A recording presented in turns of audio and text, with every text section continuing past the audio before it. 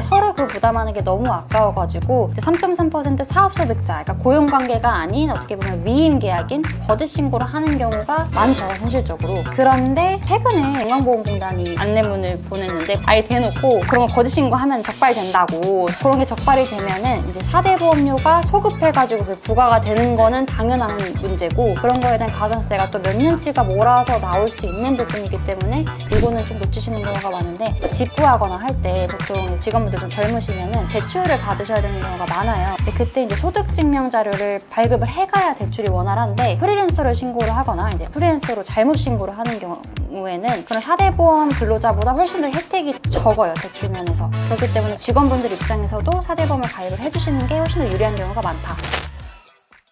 그거 하나 해줘요. 그래도 키워드 하나 해줘요. 뭐 직원을 채용하기 시작하셨다면 이 영상 꼭 시청하세요, 이런 거 하죠. 아, 되게 민망하구나. 그러면 이 영상 꼭 프리뷰 같이 만들잖아요. 그런 거 할 때 한번 해줘요. 직원 고용을 계획 중이시라면 이 영상 꼭 다시 하겠습니다. 직원 고용을 계획 중이시라면 이 영상 꼭 시청해주세요. 네, 안녕하세요. 세무법인 엑스퍼트 류아라 세무사 김조겸 세무사, 박상현 세무사입니다. 네, 반갑습니다. 근데 인건비 신고에 대해서 말씀드리기 전에 왜 인건비 신고를 해야 되는지부터 말씀드려야 될 것 같아요. 왜 그러냐면 우리가 사업을 한다는 것 자체가 사실은 혼자 하는 게 아니고 직원을 추가 채용해서 이제 사업적으로 확장해 나간다는 의미도 있는데, 우리가 그러면은 돈을 벌고 돈을 쓰고, 그리고 쓴 돈 중에서 사실은 가장 핵심적인 게 인건비잖아요. 근데 인건비 신고를 제대로 하지 않으면 내 순이익이 그만큼 이제 경비 처리가 되지 않기 때문에 오히려 세금이 더 많이 나온다, 나중에 신고를 할 수 있지 않나 라고 말씀드릴 수 있지만, 또 그 부분도 가산세를 내거나 아니면 적시에 신고해야 되는 세무 일정을 놓쳐서 더 문제가 되는 경우가 많다라는 부분을 먼저 꼭 알고 계시면 좋을 것 같네요. 우리가 인건비 신고에는 3가지 유형 정도 있잖아요. 박 세무사님, 어떤 유형이 있을까요? 저는 일단 상담할 때 대표님들한테 인건비 만약에 직원 채용했다라고 하면 3가지 유형 말씀드리거든요. 4대 보험 신고하는 방법, 그리고 일용직으로 신고하는 방법, 그리고 3.3% 프리랜서로 신고하는 방법. 그렇게 이제 3가지 설명드리고, 4대 보험은 결국은 우리가 한 18% 정도 부담을 하면서 이제 정규직을 채용했다라고 하면 4대 보험 직원으로 신고하시라고 말씀드리고, 그리고 이제 일용직 신고는 상용직이 아니고 이제 일용직으로 채용했다라고 하면 이제 고용산재만 부담하시면서 일용직 신고하셔라라고 말씀드리고, 그리고 프리랜서는 고용관계가 아닌 이제 사업주와 이제 수평적인 관계에 있는 프리랜서를 고용했다라고 하면 3.3%만 떼고 신고하는 그런 인건비 신고 방법을 안내해 드리고 있어요. 사실 인건비가 제 사업을 운영하기 위한 비용이잖아요. 그럼 그 비용에 대해서 인정을 받고 그만큼 세금이 줄어야 되는 게 당연한 거기 때문에 꼭 지급 시점에 세무사랑 좀 상담을 하신 다음에 매월 좀 인건비 신고를 진행을 하셔가지고 그 다음 연도에 소득세나 법인세 신고를 할 때 좀 불이익이 없도록 주의를 해주셨으면 좋겠습니다. 그러니까 이게 되게 중요한 비용인데 누락되는 사례들이 많죠. 사실 많잖아요. 맞아요. 그래서 누락되는 사례들을 한번 좀 말씀해 주시면 좋을 것 같아요. 저 같은 경우는 저희는 태권도장 관장님들이 굉장히 고객으로 많이 계시잖아요.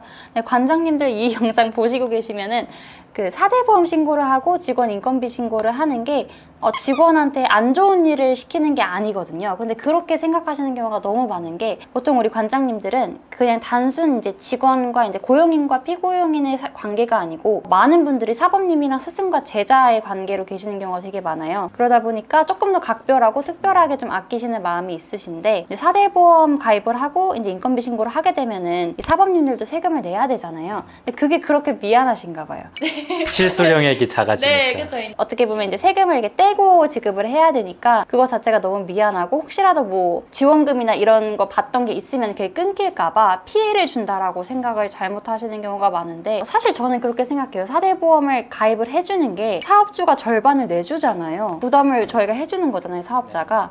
굉장히 큰 혜택을 직원을 위해서 해주는 거거든요. 연금을 대신 불입을 해주잖아요, 노후를 위해서. 그래서 절대 그렇게 오해하지 마시고, 이거는 직원을 위한 합법적인 그런 절차다라고 이해를 해주시면. 그쵸. 복지죠. 네. 그쵸. 저희 실제로 그거 있어요. 채용 공고 올릴 때 4대 보험 그 맞습니다. 복지 체크 있어요. 네. 그리고 제가 주로 관리해드리고 있는 업종 중에 건설업 업종 같은 경우에 사실은 인건비 신고가 난이도로 따지면은 모든 업종 통틀어서 가장 높다라고 말씀드릴 수가 있는데요. 그 이유 중에 첫 번째는 바로 일용직이라고 해가지고 현장에 계시는 그분들을 다 신고를 해야 돼서 인원수가 우선 많은데요. 인건비를 예를 들어서 현장 소장님이 10명을 같이 데리고 팀으로 움직이는데, 물론 10명에 대해서 다 일일이 주민번호나 이런 것들을 받아서 신고를 해야 되는데, 이런 부분이 번거롭다 보니까 우리가 용어가 적절한지 모르겠지만 현장 소장님, 오야지라고 부르는 경우가 있는 것 같아요. 이 현장 반장님, 소장님한테 일행한테 신고를 해가지고 실제 세무조사를 받게 되거나 이런 경우에는 그런 부분이 이제 제대로 신고가 안 되는 부분이 좀 문제가 되는 경우가 많아서 업종별로 인건비 신고도 특성이 다르다라고 볼 수가 있을 것 같습니다. 비슷하게 음식점 같은 경우도 근로자분들께서 이제 개인적인 이유로 4대 보험은 절대 안 했으면 좋겠다. 근데 음식점은 또 그 직원 채용하기가 워낙 힘들어서 어쩔 수 없이 채용하고 그냥 현금 이체해 주시고 뭐 아무런 신고도 못하고 나중에 와서 이거 비용 처리해달라고 하시면 어떻게 해주시나요? 그만큼 또 가산세를 부담을 해야 되는데, 사실 요즘에는 이제 가산세를 부담을 하고 신고를 하더라도 뒤늦게라도 지급명세서를 좀 제출을 하라고 세무서에서 소명 요청이 오는 경우가 많아서 결국에는 그 직원분의 이제 개인정보가 들어가야 되는 상황까지 이어지거든요. 비용 처리를 하게 되면. 좀 억울하죠. 사실 실질적으로 비용이 나간 건데 그거를 그만큼 세금을 사장님이 부담하시는 거잖아요.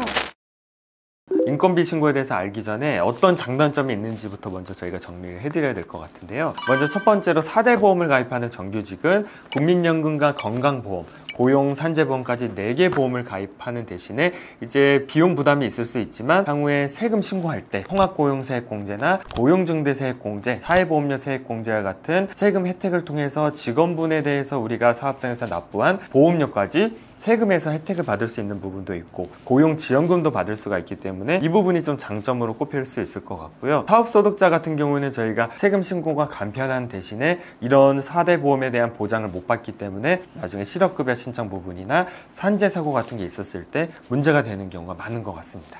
아까 4대 보험에 대해서 장점에 대해서 이제 사업자 입장에서 말씀을 주셨는데, 저는 근로자분들도 4대 보험에 가입하면은 당연히 장점이 있다고 생각을 하거든요. 대표적인 사례가, 요거는 좀 놓치시는 경우가 많은데, 그 나중에 집 구하거나 할 때 보통 직원분들 좀 젊으시면은 그 대출을 받으셔야 되는 경우가 많아요. 근데 그때 이제 소득증명 자료를 발급을 해가야 대출이 원활한데, 프리랜서를 신고를 하거나 이제 프리랜서로 잘못 신고를 하는 경우에는 그런 4대 보험 근로자보다 훨씬 더 혜택이 적어요, 대출 면에서. 그렇기 때문에 직원분들 입장에서도 4대 보험을 가입을 해주시는 게 훨씬 더 유리한 경우가 많다 라고 말씀을 드리고 싶어요. 저는 그런 사례들도 많은 것 같아요. 이제 3.3% 프리랜서를 신고했는데 그 신고 이제 받으신 분, 그 소득의 당사자분께서 그 소득을 부인하는 경우들.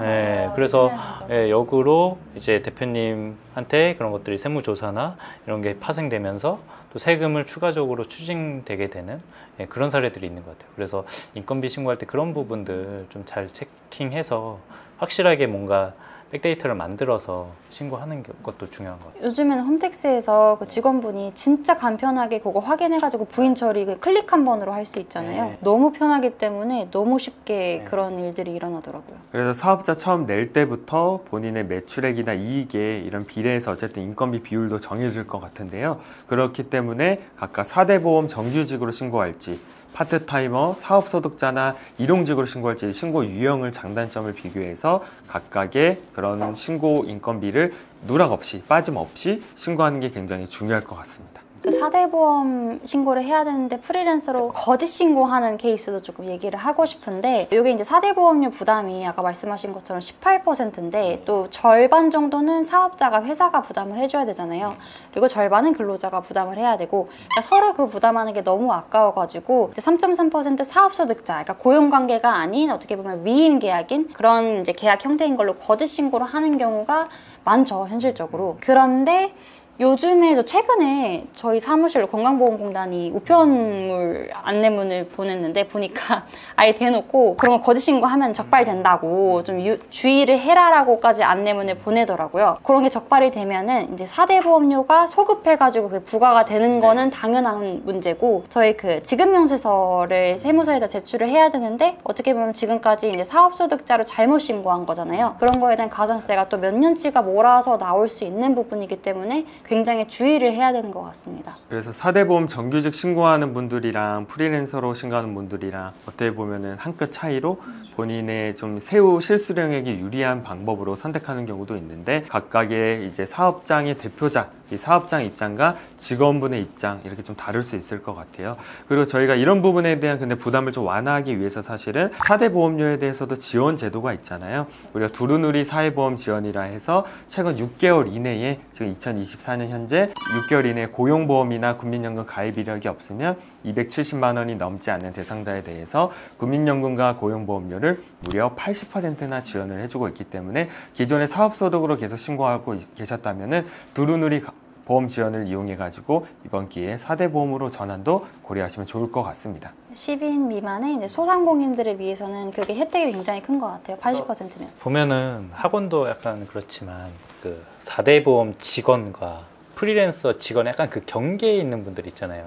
뭐 성과급을 네, 약간 프리랜서처럼 일하시기도 하고 직원처럼 일하시기도 하고, 그런 경우에는 사실 세금적인 부분 유불리를 따져가지고 좀 신고하는 방법도 저는 고려 대상이지 않을까라고 생각을 하거든요. 우리가 4대 보험 직원으로 신고했을 때, 그리고 프리랜서를 신고했을 때 이제 그들한테 저희가 지원하는 식대라든지 이런 부분에 또 차이가 발생하잖아요, 세무적으로. 그래서 그런 부분들을 좀 판단해가지고 또 신고 방법을 선택하는 것도 필요하다고 생각합니다. 결론적으로 이제 드리고 싶은 말씀은, 어디까지나 세법은 실질에 따라서 과세가 되는 부분이다 보니까 정말 실질적으로 계약이 근로자냐 아니면은 프리랜서냐에 따라서 저희가 좀 현명하게 판단을 해야 될 것 같고요. 4대 보험료 부담하기 싫어요 라고 해서 무조건 그렇게 피하시는 것만 생각을 하시는데, 어쨌든 4대 보험 근로자로 신고를 하게 되면 저희가 고용 관련된 이제 실업급여나 이런 혜택도 있으시고, 그리고 지원금도 있고, 그리고 저희 고용 세액공제도 있고, 이런 혜택들이 있기 때문에